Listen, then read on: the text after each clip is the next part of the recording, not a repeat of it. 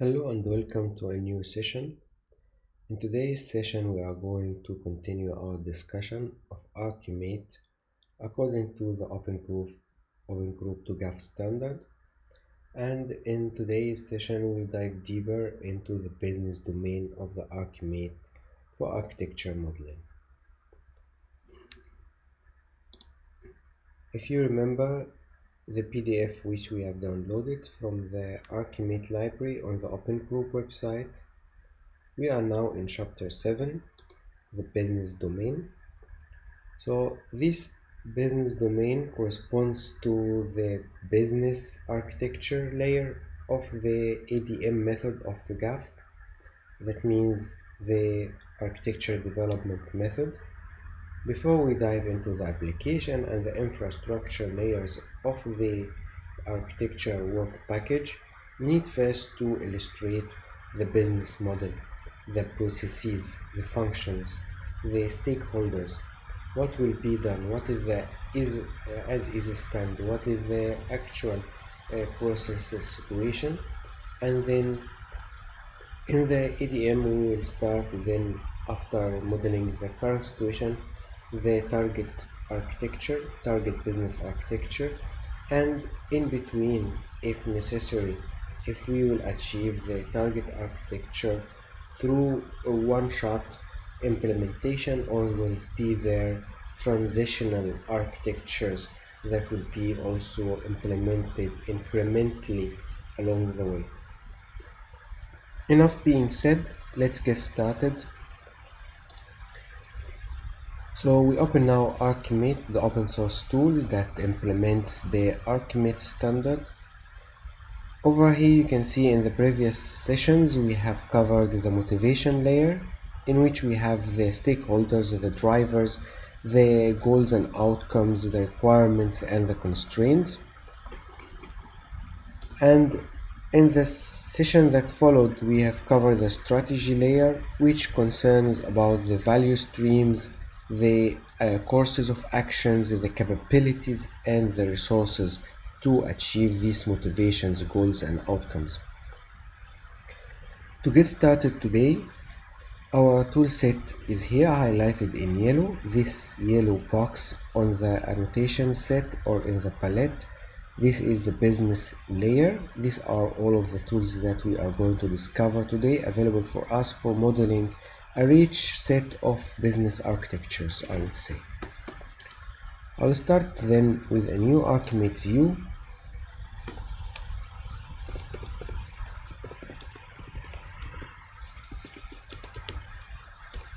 We call it business layer. We will continue with our hypothetical example use case or case study. And in today's online shopping store, where we have the customer in the center of our business model, we are trying to increase our sales, we are trying to increase customer satisfaction, we are trying also to optimize our operations for operational excellence, as well as increasing the productivity of our own employees in the organization or in the enterprise. So let's get started by modeling one scenario where the customer is making a purchase online, and see how this can be realized or modeled using the ArchiMate business layer architecture. One more disclaimer before we get deeper into the discussion. The business architecture layer is perhaps very rich, that one use case will not probably cover all of the elements. We will see if this is the case in today's session. Then perhaps we can also add a new use case or one more use case or even more, so that we can illustrate the different perspectives and tools and mappings. And moreover, we can also see how this business architecture layer maps to the previous strategy and motivation layers, and what are the possible relations in between. Enough being said, I'll get to my business actor. And this is our customer of their online store. And then we'll start by mapping the flow, the processes.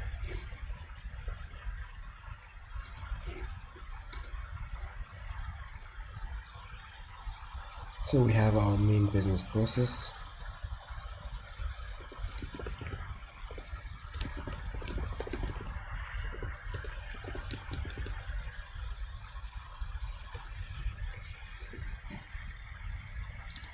And one of the things that are quite tricky is business process, which is the arrow pointing to the right this way, and the business function.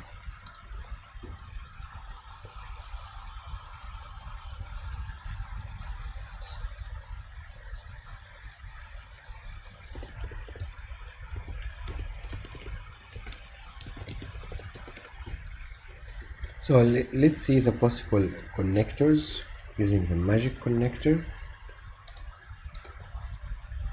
So you can see that a process can be composed of aggregates, even serves, triggers, and flows to a function. Let's look at the other way around. So again, it's quite the same. Composed, aggregates, service, triggers, flows associated. So which one is the one that is to be the top level of the hierarchy and the one that follows? I have been trying to find out which one is the more correct according to the standard, as I've done the ArchiMate 3 specification exam, foundations and practical as well as the practitioner. I would say this is one of the things that quite confusing to get your head wrapped around it. In the specification, the function was the top level and the processes were mapped to it. That was the usual practice used in many of the diagrams I have seen in the specification guides. I will stick to that in this example, just so that you can keep it at the top of your head. If you find it the other way around, so you should also be okay with it, or perhaps if you have a resource or reference that explicitly states which one is the top level and which one is to be associated with it, then please paste it in the comments on this video if you don't mind. So I will change the naming. This is make an online purchase. So this now my business function. This is the top level of the hierarchy, and I will have processes that map to it. So in the first part of the customer making an online purchase, we need a process to upload products, maintain our master data, and now we need a new role, and in this role a business role. This is now master data management.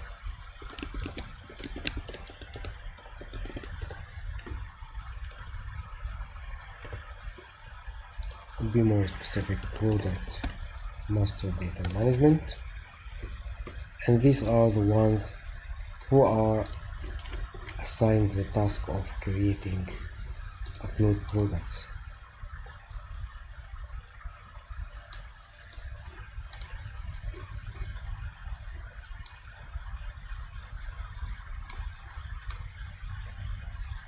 We'll align our diagram, and from the customer to the online purchase, this one is the triggers.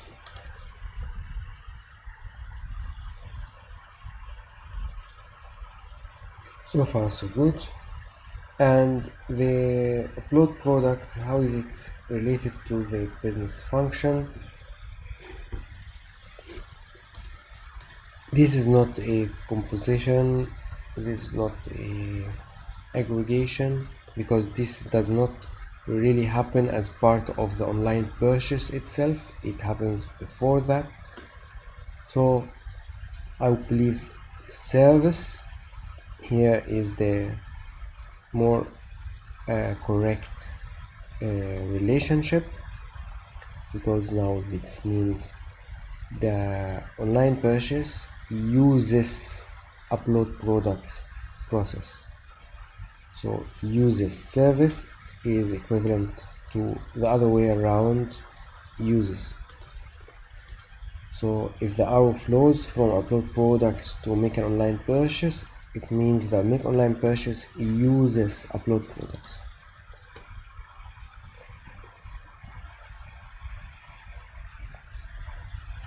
And the second part of an online purchase is to browse the catalog.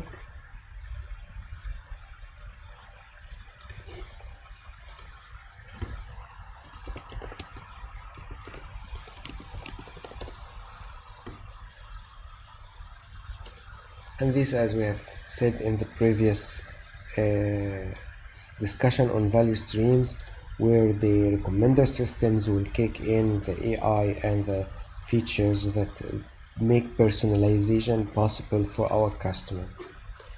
And here be careful, because now this browse catalog can exist on its own. You can browse the catalog without even making a purchase. So this now will be an aggregation relationship. So that means the make online purchase aggregates the browse catalog as part of the process, and the aggregation is different from composition, in that the composition means the sub item does not exist on its own without the top level in the hierarchy. Aggregation, in the other way around, means its browse catalog can be done on its own without even making an online purchase. Of course, in the sense of the reality, if you are not interested in making a purchase, why are you even browsing the catalog? This could be also from a business meaning of the process not desired. But here, this is also a good point to, at this very early stage of architecture modeling, to illustrate this difference. Are we going to allow the customer to be able to browse the catalog if he does not add his credit card and create a profile? Or are we going to allow him to browse the catalog and then we hope that he will add his credit card and then create a profile and get engaged with our online store? So these are kind of the discussions that rise around these kind of subtle differences around the notations.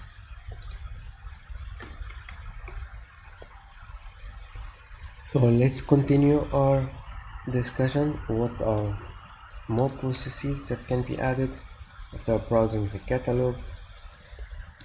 Add to cart. That's now the shopping cart.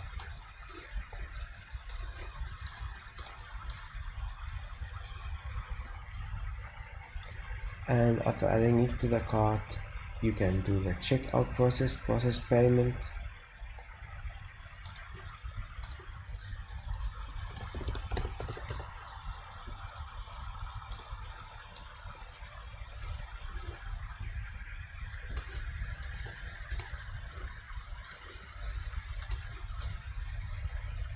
You can add a explicit process for payment if this also is a topic that needs to be addressed adequately on its own. Perhaps you want to add integration with payment gateways, you want to add different ways of installments. These are also a good point to highlight these features to the stakeholders who are interested in the system.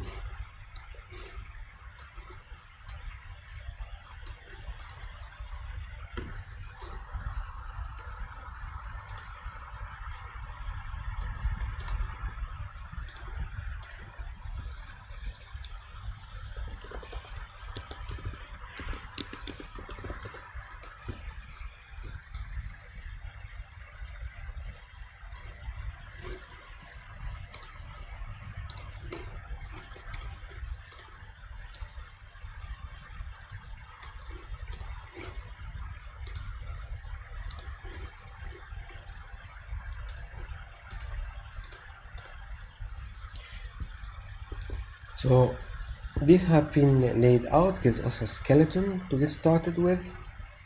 The next thing I want to introduce is the concept of events.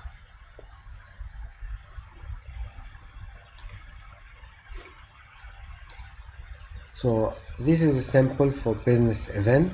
So when a new product is uploaded, perhaps it's good point to add a notification to our customer who is been having this product in his wish list or has showed interest in similar products. So an event will be fired here. New products uploaded, a new product uploaded or available. You can see now it starts coming together, these events. Now you can already, if you are a technical person, you can think of Kafka streams or other ActiveMQ alternatives. And if you are a product designer, then you can also start thinking about the business value of this discussion, or if we have a notification system allowing the customers to get some personalized information on the product they have showed interest in. Perhaps this is a good point where they can start browsing and show interest in our online store once again, and subsequently increase the revenues and streams on the platform.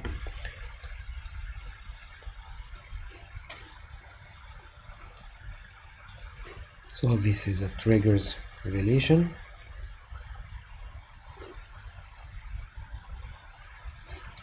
Now the event has been triggered, and subsequently we can now think of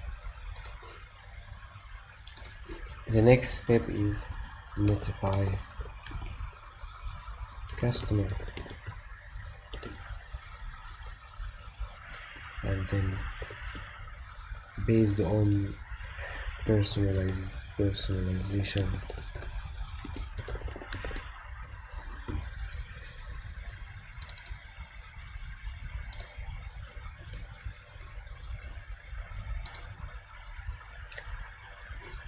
and the relationship from the event to the process is a triggering process. You can now, if you are thinking of your microservice architecture in the application layer, which is too early to think, but now you can see you can now start with designing your modules and classes, components in the microservices architecture based on this business view of the system. However, let's keep that also clear at the business architecture level, architecture domain modeling of your system. Try to stay abstract from the application and infrastructure implementations, because the goal of this business architecture modeling is to help the stakeholders who are subsequently not necessarily technical people, so that they can also brainstorm, improve, change, redesign their processes, and keeping the discussion as possible away from the technicalities is also desired at this stage.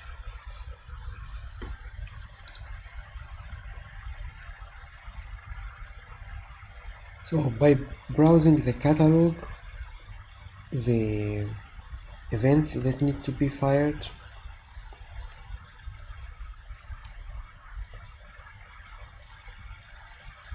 I cannot find relevant events at this stage, but then add to cart. Here the event has been added. Perhaps one of the good things to fire after things are added to cart is to add a timer, so that if he adds the item to the cart for 24 hours and not making the purchase, perhaps it's good time to send a notification. Perhaps you want to take a look, hey customer, take a look at this cart, are you still interested? Perhaps you can also send more personalized products so that he can also come back to the online store and do some more browsing.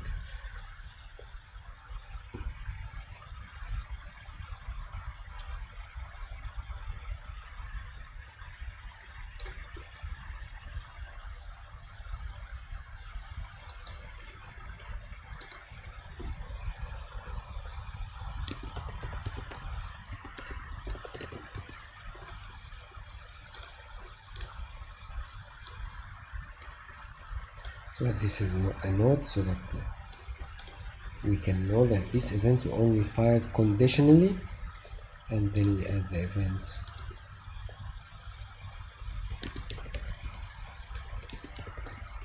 cart abandoned.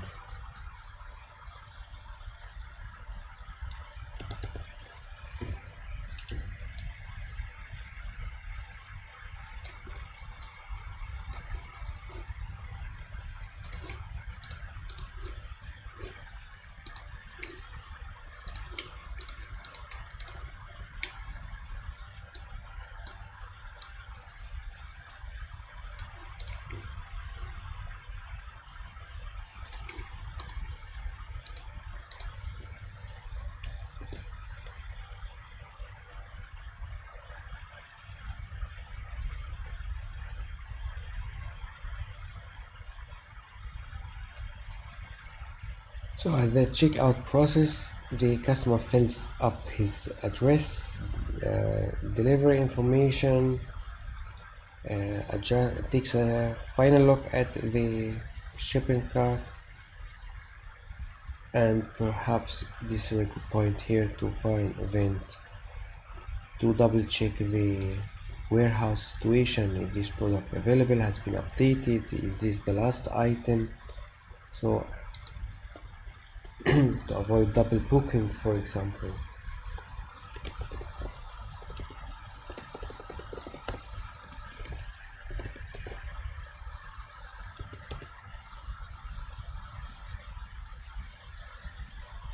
Let's rename the event. This is the event.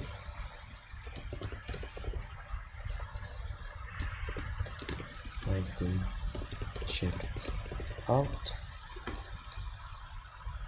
So we add here a mechanism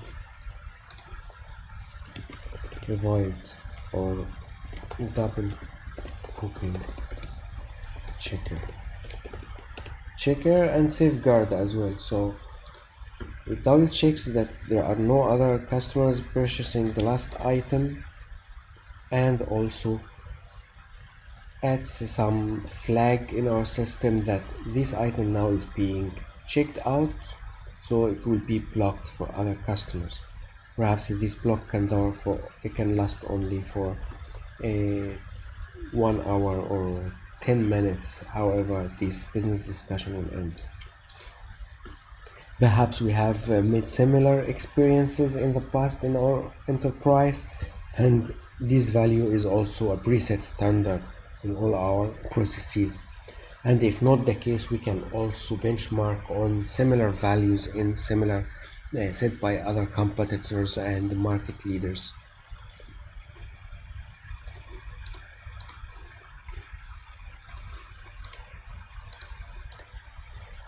And finally, the process payment. Here we have to send an event there. The item has been processed. Now it's time for creating an order with our delivery to our creating an order for the warehouse to prepare the item for our delivery partner to start creating a delivery order for shipping it, and then it flows through the entire pipeline down to the customer.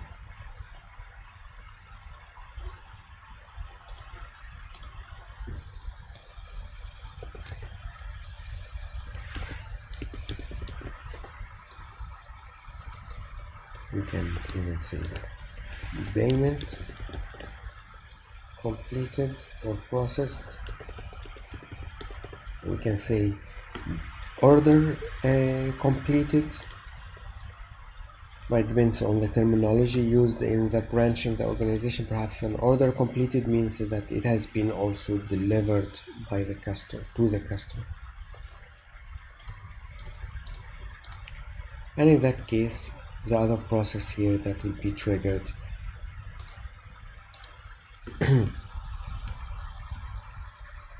notify warehouse or process order, because this now, you can see this now will be a process on its own that should be broken down into sub processes. Process order. And now comes the question, should this be a business function or should this be a business process?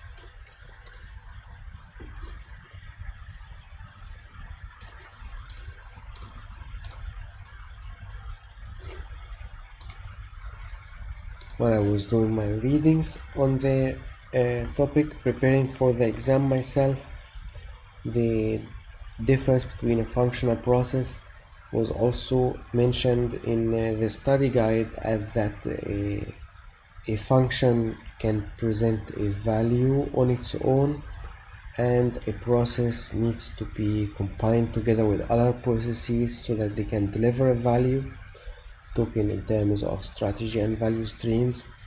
However, this is one of the things that are quite confusing to get started with. For sake of simplicity, it is a process. We process the order, and we can break it down here for sake of illustration to the sub processes where notify warehouse,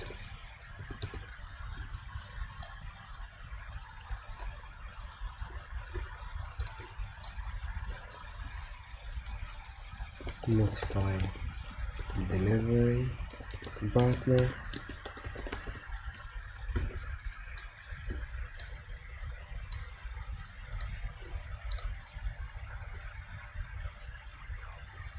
perhaps a better naming than notify is, let's say, notify warehouse, or that's the first thing, notify delivery partner, warehouse, and notify delivery partner. Let's now take a look at this part. I'll zoom a little bit out.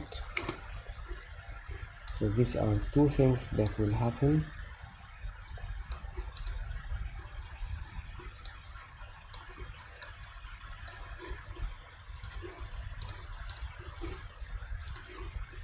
Plus, this can even now be more interesting, because now we can add warehouse or logistics team, or however the better naming is.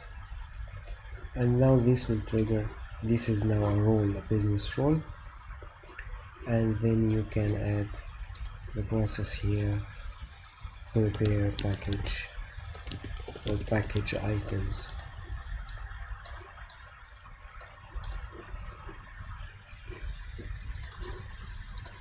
So you can see this now, notify warehouse, the warehouse has been notified, and then the prepare package process has been triggered. And notify delivery partner, that means now we have a role. This is external delivery partner or internal delivery partner, and then the process that they will create, they will contribute is here. Could be an entire process on its own. For sake of simplicity at this stage, since we are modeling our own enterprise and its relation to the other partners and the enterprises and the ecosystem around it, so at this say we stick to the naming here that it is a delivery partner. So however they will do the process. It is start delivery flow, and this is an indicator that the delivery on its own is an entire business process that could also be mapped in its own diagram. Perhaps this is one of the questions that jumps to your head now. How deep should I go? How much deeper in the details should the architecture modeling get involved? I'd say starting from the motivation and the strategy layer, it's good to decide the depth of this architecture work package. It's even sometimes, as also per the TOGAF ADM, that this architecture work package is actually a product of another architecture work package at a higher level of the organization that cover the topic but at a very high level of details, and in this cycle of the iteration you are a little bit more concerned about departments and cross departments relationships, so you need to jump into details at this level. So there is no one answer that says this is the right amount of details that you need to add.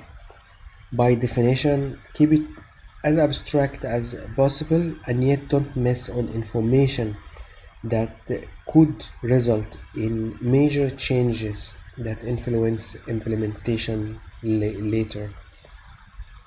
So such as these discussion points that are not clear, that need to be aligned between the different stakeholders, different teams, different departments, different organizations. They should be listed and clarified and documented in the minutes of meetings or in the architecture decision records. And also consult the TOGAF standard study guides on the ADM. There is a very interesting diagram there that shows what level of depth the architecture work package is doing. Are you at the enterprise continuum? Are you at the cross department, cross organization level? Are you at a very project specific level of detail? So these kind of indicators are quite important to help assist you decide which level of details are needed. What we have covered so far is the actor, the customer, the roles. Here we have product master data management, we have warehouse, we have delivery partner. We have covered the business functions. We have only one function, make an online purchase. And we have covered a few business processes that are aggregated together to provide the function and the events that are triggered subsequently. We have also here another process that is used by the function or service the function, so that to have different perspectives and different ways of modeling in using these tools at hand. So at this stage it was to highlight this icon here. Could be a good chance to introduce business collaboration, and the business collaboration, this shows that this job or this process is implemented with a collaboration of two or more roles.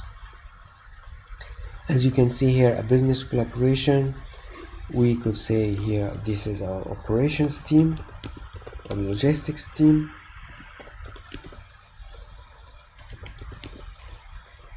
and then this makes us our warehouse partner,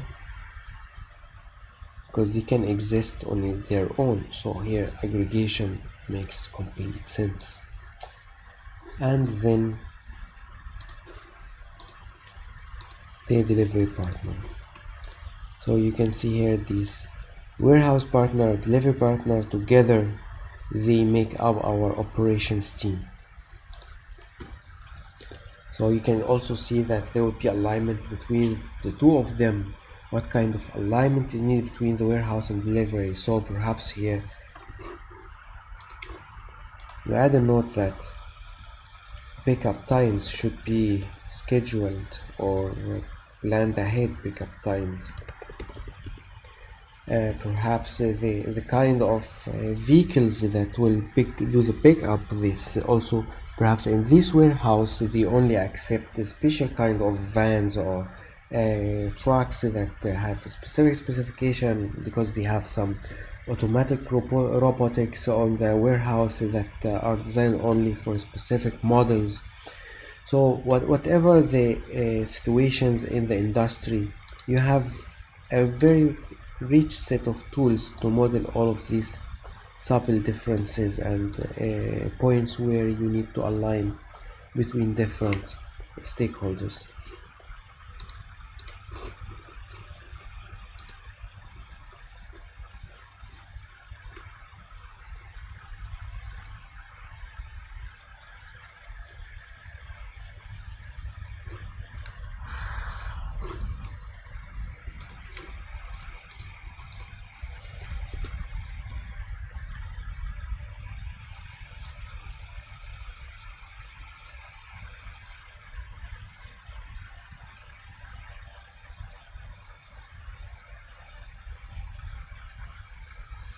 There are a few more annotations available in the business domain that will require uh, their own use case to cover them, because at this stage we don't want to make our diagram very cluttered. The flow here is a little bit a closed cycle. It is a good point of starting this case study or this feature in our organization, align on it.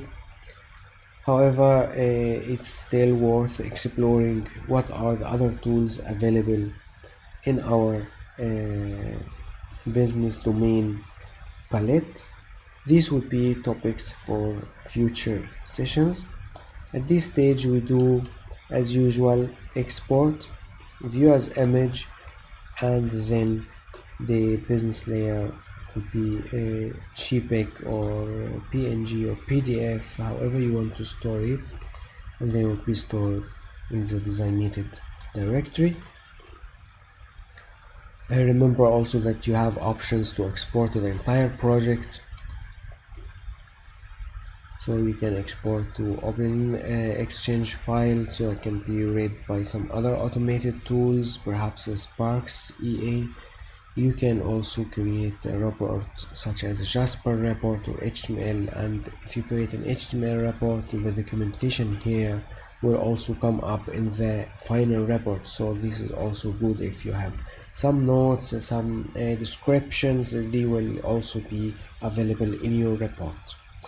I hope that in this session I have motivated you to explore the business domain layer of the ArchiMate standard annotation for architecture modeling in alliance with the Open Group TOGAF standard and the business architecture layer of the ADM method of the TOGAF standard. Thank you and see you in future sessions.